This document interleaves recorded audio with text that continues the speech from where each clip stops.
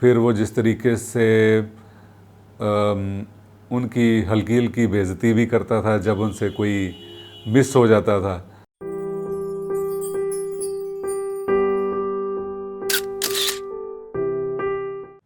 पाकिस्तान का जो कल्चर है वो बड़ा एनरिच्ड है। ख़ास तौर पे मुझे टेंट पैकिंग शूट करने में बड़ी दिलचस्पी थी। मैं अक्सर जो मेरे सीनियर फ़ोटोग्राफ़र्स हैं उनकी मैं फ़ोटोग्राफ्स देखता था और मेरे अंदर ख्वाहिश पैदा होती थी कि मैं भी टेंट पैकिंग शूट करूं। तो फिर उसको मैंने तलाश किया कि ये टेंट पैकिंग कहाँ होती है। तो पंजाब के डिफरेंट एरियाज़ में मुझे इन्फॉर्मेशन मिलनी शुरू हो गई कि इन जगहों पे टेंट पैकिंग के फेस्टिवल्स होते हैं और यहाँ पे उसका अरेंजमेंट होता है।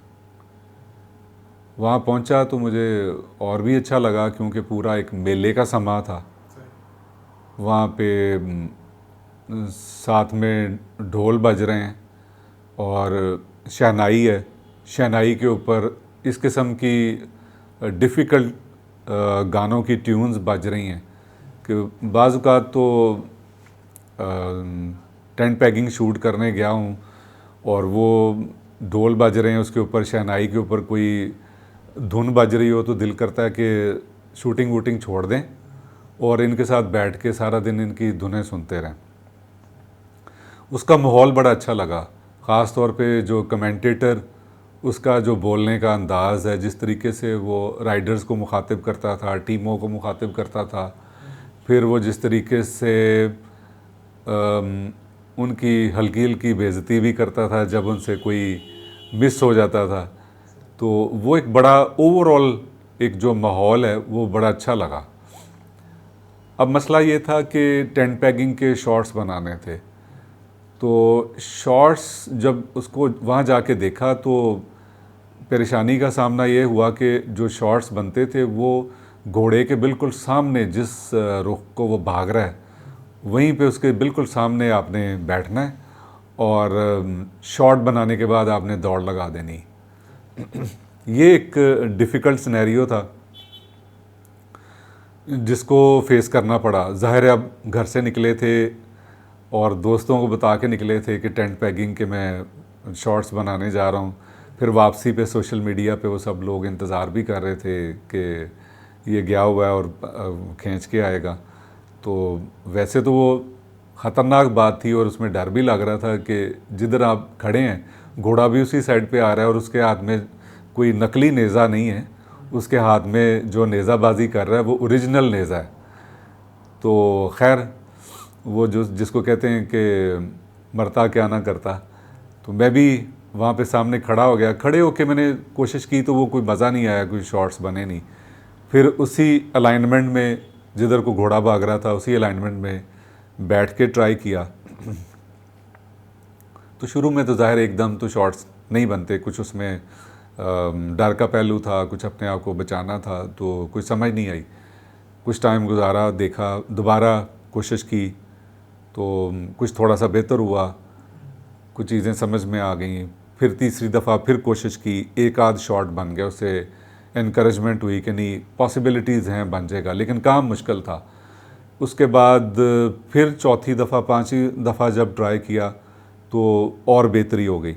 लेकिन मेरी खुशकिस्मती ये है कि मैंने ज़िंदगी में पहली दफ़ा जब मैं टेंट पैकिंग शूट करने गया तो एक शॉट मुझे इस किस्म का मिल गया जिसको मैंने जब सोशल मीडिया पे शेयर किया और लोगों को मैंने कहा कि मेरी ज़िंदगी का ये पहला टेंट पैकिंग इवेंट था और मेरी ज़िंदगी का ये पहला एक किस्म का शॉट था जिसको मैं आप लोगों के सामने प्रेजेंट कर रहा हूँ। तो लोगों ने कहा, यकीन नहीं किया, उन्होंने कहा नहीं ऐसा मुमकिन नहीं है, क्योंकि उसकी जो रिक्वायरमेंट्स थी, जो एस्थेटिकली उसकी जो रिक्वायरमेंट्स थी कि यानी वो निशाना लगा भी हो और दूसरा के घोड़े के चारों सुम हवा में हो और वो गैलपिंग पोजीशन में जा रहा हो, फिर घोड़ा भी गोल्डन हो और सवार भी खूबसूरत हो। तो उन्होंने कहा नहीं तुम भी तजर्बाकार खिलाड़ी हो। तो उस बात से मुझे और हौसला मिला। मैंने कहा इसका मतलब है कि अल्लाह ताला ने मुझे सलाहियत दी है तो ये मैं काम कर सकता हूँ। क्योंकि मैं चाह रहा था कि हमारे इर्द गिर्द जो भी फेस्टिवल्स होते हैं उनको प्रमोट किया जाए।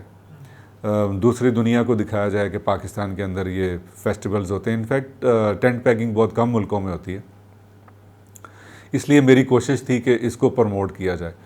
फिर और जैसे जैसे मौके मिले तो मैं उन मेलों में जाता रहा और टेंट पैकिंग को मैंने बहुत टाइम दिया। और जो एक मेरे दिमाग में एक वो शॉट्स थे कि इस तरह से होने चाहिए, वो अल्लाह का शुक्र है फिर वो काफ़ी ज़्यादा तादाद में वो मुख्तलिफ, बल्कि मैं समझता हूँ कि मेरी खुशकिस्मती है कि मलिक अता जो भी इस दुनिया में नहीं रहे, उनका भी उसी तरह का शॉट जिसमें उनका घोड़ा गैलपिंग पोजीशन पे था, चारों सुम उसके हवा में थे और मलिक साहब जो हैं वो एक नारा लगा रहे हैं और वो उसको हिट करने वाले हैं, तो वो शॉट भी अल्लाह ताला ने मुझे दिया। इसके अलावा एक उनका शॉट मैंने बनाया था जो कि जिसको स्लो शटर, जो फोटोग्राफी समझते हैं वो समझते होंगे, स्लो शटर पैनिंग। उसमें ये होता है जो बैकग्राउंड है वो ब्लर हो जाती है और जो आगे जो भी कोई सब्जेक्ट है वो फोकस में रहता है। तो मलिक साहब का वो वाला शॉट भी मेरे पास है, वो और किसी के पास नहीं है। तो टेंट पैकिंग को मैंने बहुत ज़्यादा टाइम दिया और उसको मैंने काफ़ी प्रमोट किया। उसका ये फ़ायदा हुआ कि बहुत सारे फ़ोटोग्राफ़र्स आए और उन्होंने भी इसके अंदर काम किया। लेकिन अनफॉर्चुनेटली ये कि मैंने जब वो काम छोड़ा आज से 4-5 साल पहले अपनी कुछ मसरूफियात की वजह से, तो या ये कह लें कि कुछ हेल्थ प्रॉब्लम्स की वजह से, क्योंकि वो बड़ा टफ़ जॉब होता है, आपने भागना भी है और आपने काम भी करना है। तो मैंने ये देखा कि जो मुझे फॉलो कर रहे थे जूनियर्स, वो भी छोड़ गए, वो भी टेंट पैकिंग नहीं कर सके। तो मेरी अभी भी ख्वाहिश है कि दोबारा मौका मिले मैं जाके करूं। चलो अच्छा नहीं काम करूंगा तो एटलीस्ट ये होगा कि मोटिवेट तो ज़रूर मैं करूंगा। पाकिस्तान में मेले ठेले बहुत होते रहते हैं लेकिन सेंट्रलाइजेशन नहीं है। यहाँ कोई इस किस्म का अदारा होना चाहिए कि जो इनको रजिस्टर करे, डॉक्यूमेंट करे, रजिस्टर करे। और टूरिज़म डेवलपमेंट के लिए ये इंतहाई ज़रूरी है कि पाकिस्तान के जितने भी एरियाज़ में मेले होते हैं उन सब को डॉक्यूमेंट किया जाए। और गवर्नमेंट लेवल पे ये होना चाहिए, कोई एक पोर्टल हो या कोई वेबसाइट हो या कोई एक अदारा कोई भी हो जो कि इसको अनाउंस करता रहे। और इस तरह से ये होगा कि वो जो ग्रुप्स हैं, जो आम लोग हैं, जो 4-5-10 लोग मिलके कोई एक मेला करवाते हैं, कोई एक इवेंट करवाते हैं, उनको एनकरेजमेंट मिलेगी कि गवर्नमेंट उनको सपोर्ट कर रही है। अगर सपोर्ट की जाए तो वो और ज़्यादा बेहतर तरीके से ये जो इस किस्म के इवेंट्स होंगे। ख़ास तौर पे टेंट पैकिंग के अलावा अगर आप देखें कि बुल रेसिंग और इस तरह से डॉग रेसिंग और बुल कार्ट रेसिंग, इस तरह के ये बड़े एग्रेसिव किस्म के ये जो स्पोर्ट्स हैं, कल्चरल स्पोर्ट्स आप कह लें, ये कल्चरल स्पोर्ट्स हैं, इनको प्रमोट करने की ज़रूरत है। बुल रेसिंग का मेरे ज़हन में आ गया कि टेंट पैकिंग मैं कर रहा था, उसमें मेरी इंटरेक्शन एक घोड़े से थी और घोड़े के शाहसवार से मैंने इसलिए नहीं कहा क्योंकि वो घोड़ा कंट्रोल में नहीं उस वक़्त होता उस शाहसवार के, वो उसको दौड़ाता तो है और आखिर पे जाके उसकी ब्रेक लगवाता है, बीच में ये घोड़ा उसके इख्तियार में नहीं होता।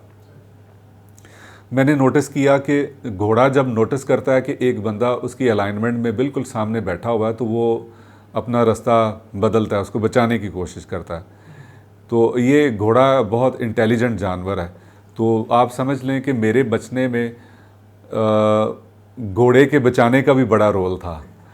तो मैं इसी हिसाब से बुल रेसिंग करने चला गया। तो मेरे ज़हन में था कि हम यहाँ पे खड़े होंगे, ये कैमरा एंगल होगा, इधर से जैसे घोड़ा आता था और हम इस एंगल से बनाएंगे। तो जो बुल रेसिंग है उसमें कुछ डिफरेंट किस्म का तजर्बा सामने में हुआ कि उन्होंने बुल को जब छोड़ा तो वो वापस भाग गया। यानी बुल रेसिंग इस लिहाज से डेंजरस भी है कि बुल का कोई इतबार नहीं, वो उस रेस के सेंटर में दाएं निकल जाएगा या बाएं निकल जाएगा और वो उस मैदान से बाहर भाग जाएगा, क्योंकि वो डरा हुआ होता है, वो किसी रेस का हिस्सा नहीं होता। उसको बुल को कोई रेस लगाने का शौक़ नहीं है, जबकि घोड़ा बाकायदा रेस लगा रहा होता है। और आपने जो घोड़ों की अगर आप रेस देखते हैं तो घोड़ा बाकायदा कोशिश कर रहा होता है दूसरे घोड़े से सबकत लेके जाने की, जबकि बुल की ऐसी कोई ख्वाहिश नहीं होती, उसको मजबूर करके दौड़ाया जाता है, उसको डरा के दौड़ाया जाता है। तो इस हवाले से वहाँ पे कुछ ऐसे वाक़यात भी हुए कि जिसमें लोग बड़ी मुश्किल से बचे, कि जो देखने वाले लोग हैं बुल उन्हीं की तरफ भाग गया और आगे से ज़ाहिर उसको रास्ता नहीं मिला, तो अपने सींगों से उनको मारने की कोशिश की और उनको आगे से अपने रास्ते से हटाने की कोशिश की।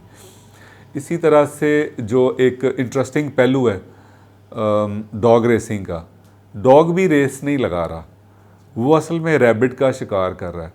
तो पहले तो पुराने ज़माने में ये था कि रैबिट को भगाते थे, छोड़ते थे, तो जो ग्रे हाउंड जो एक ख़ास किस्म के डॉग हैं उन रेस के लिए, उनको उसके पीछे छोड़ देते थे, तो वो इनकी एक किस्म की रेस बन जाती थी। लेकिन अब वो एक आर्टिफिशियल वायर के साथ बंधा हुआ रैबिट होता है, तो वो बड़ी तेज़ी से उसको आगे लेके जाते हैं और उसके पीछे उन कुत्तों को, उन डॉग्स को छोड़ते हैं, तो वो रेस लगाते हैं। इनफैक्ट वो शिकार करना चाहते हैं उस रैबिट को, वो कोई उनका रेस में उनकी भी कोई दिलचस्पी नहीं होती।